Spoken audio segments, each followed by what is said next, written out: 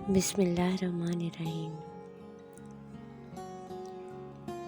مجنوں کول پہاڑے اتے، ہر دم بیٹھے ستے، شیں بگیاڑ بڑھے گدڑ، رہندے آہے کتے۔ حضرت میاں محمد بخشی نے مثنوی سیف الملوک میں صادق عاشق مجنوں کی تعریف میں یہ شعر کہا ہے کہ مجنوں جس کا اصل نام قیس تھا، جو عرب قبیلہ بنی عامر کے رئیس کا بیٹا تھا، لیکن اس کے حصے میں باپ کی ریاست کے بجائے عشق کی وراثت آئی۔ بنت عامر لیلا کے ساتھ عشق میں دیوانگی کی سبب لوگ قیس کو مجنوں مجنوں کہہ کر پکارتے تھے۔ مجنوں لیلا کا ایک سچا عاشق تھا۔ سچے عاشق کی محویت کا یہ عالم تھا کہ اس کے پاس درندے، شیر، بگیاڑ، چیتے، گیدڑ اور کتے دم سادے اس کے پاس چپ چاپ بیٹھے رہتے۔ کیا واقعی درندے ان سچے عاشقوں کے گولے بن کر رہتے ہیں؟ آئیں جہلم شہر کے ملنگ کا یہ سچا واقعہ آپ کو سناتے ہیں۔ یہ قصہ دراصل ایک واقعہ ہے جو جہلم شہر میں پاکستان بننے سے پہلے ہوا، جس کے چشمدید گواہ پچھلی صدی کے اخیر تک ایک ایک کر کے اللہ کو پیارے ہو گئے۔ مولوی عبدالمجید ملنگ کے کئی قصے کہانیاں جہلم میں بڑے بوڑھے سناتے رہے ہیں۔ پروفیسر سعید صاحب کی عمر اس وقت بہت کم تھی، تقریباً 9 سال، اور یہ کہانی انہی کی زبانی ہے۔ جہلم شہر کے ملنگا دا ڈیرہ میں بڑے بوڑھے بیٹھ کر اکثر مولوی جی کی زندگی کے واقعات سنایا کرتے تھے۔ واقعہ کچھ یوں ہے کہ جہلم شہر میں انگریزی راج کے دوران مولوی عبدالمجید ملنگ کے وارنٹ گرفتاری جاری ہوئے۔ آپ اکثر اوقات جمعے کے روز دریا کنارے مسجد توحید میں انگریزوں کی حکومت کے خلاف بے باکی سے تقریریں کیا کرتے تھے۔ مٹھن کوٹ کے خواجہ غلام فرید جی نے بھی عباسی حکمرانوں کو خط میں لکھا کہ اپنے دیس کو آپ وساتوں پٹ انگریزی تھانے، یعنی اپنے دیس کو تم خود بساؤ، خود حکمرانی کرو اور انگریزی تھانوں سرمایہ داری نظام کو جڑ سے اکھاڑ پھینکو۔ جہلم کے شہر کا یہ ملنگ چاچڑا شریف کے خواجہ سائیں کے اس قول کو عملی جامہ پہنا رہا تھا کہ جہلم شہر کا تھانے دار تھانے کی نفری کے ساتھ جھومتا جھامتا ان کو گرفتار کرنے کے لیے جہلم دریا کے کنارے استاد رشید، جو کہ شیدہ پہلوان کے نام سے جانے جاتے تھے، اکھاڑے کی طرف آ نکلا۔ مولوی جی جہلم شہر کے ان بچوں کی تعلیم و تربیت کرتے تھے جن سے ان کے والدین بہت تنگ تھے۔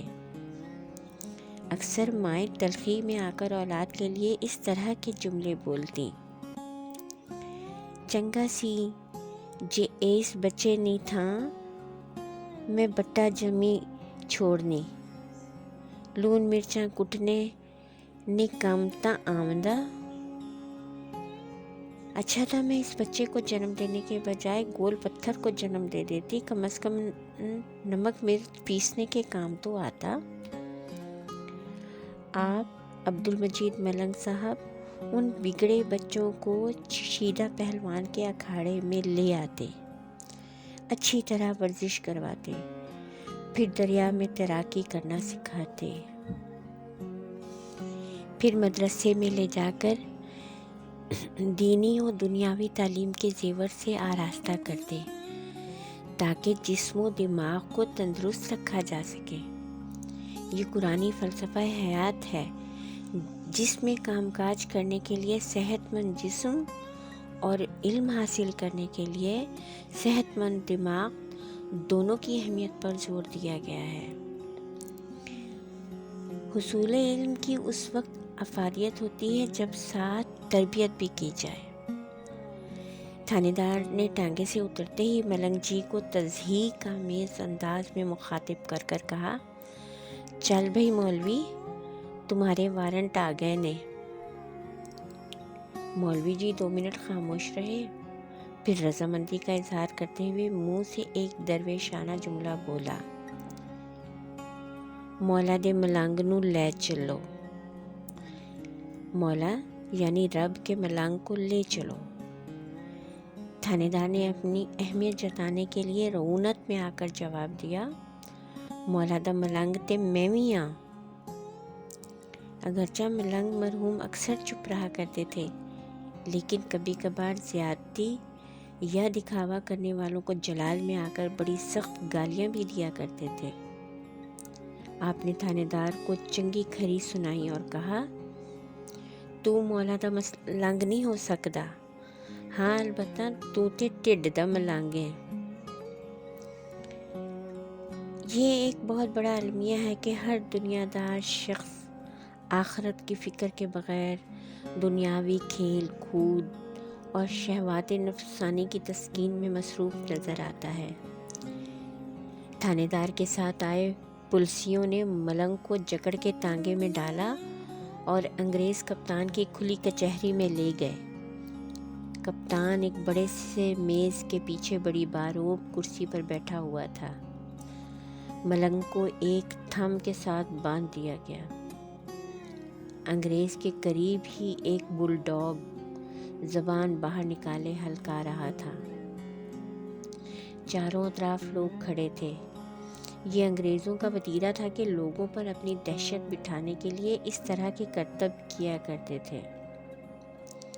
अंग्रेज़ कप्तान ने मुजरिमों को भरे मजमे में मौके पर सज़ा सुनाना और हाथ पांव बंधे मुजरिमों पर कुत्ता खोल देना, जो उन पर हमला आवर होकर इन्हें चीर फाड़ डालता था।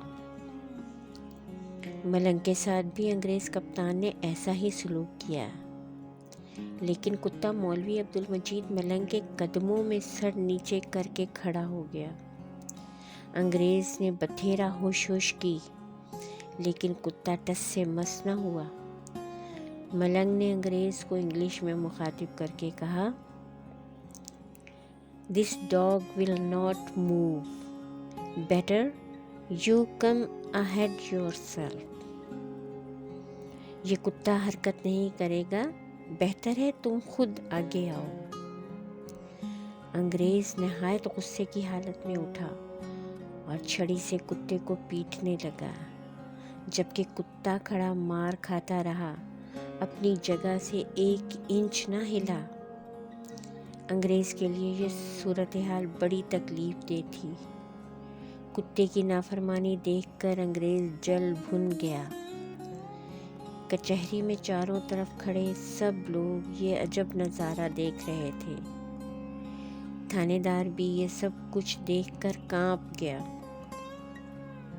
अंग्रेज़ ने पांव पटकते हुए थानेदार को हुक्म दिया कि इस मौलवी को ले जाकर हवालात में बंद कर दो। मौलवी अब्दुल मजीद मरहूम अंग्रेज़ों के ख़िलाफ़ तकरीरें करते हुए कई बार गिरफ़्तार हुए। आपकी कुल उम्र 57 साल थी, जबकि मजमूई तौर पर आपने 14 साल फरंगी की कैद में गुजारे।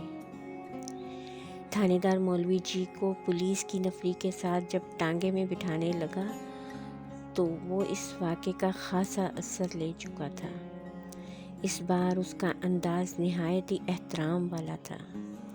थानेदार ने आगे बढ़कर मौलवी जी के पाँव छुए और हाथ बांध कर अर्ज़ की कि वाकई तुसी मौला दे मलंग हो, असां तां निरा ढिड दे मलंग हां। जेहलुम शहर के कई बुज़ुर्ग उस मजमे में मौजूद थे। एक बुज़ुर्ग जो उस वाक़े के चश्मदीद गवाह थे, उन्होंने ये वाक़या मोहतरम उस्ताद प्रोफेसर सईद अहमद साहब को सुनाया।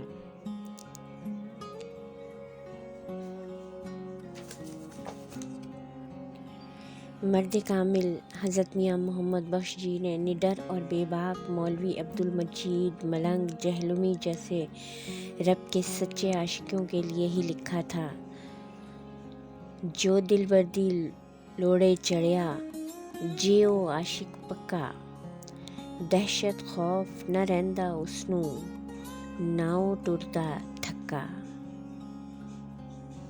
بہت بہت شکریہ۔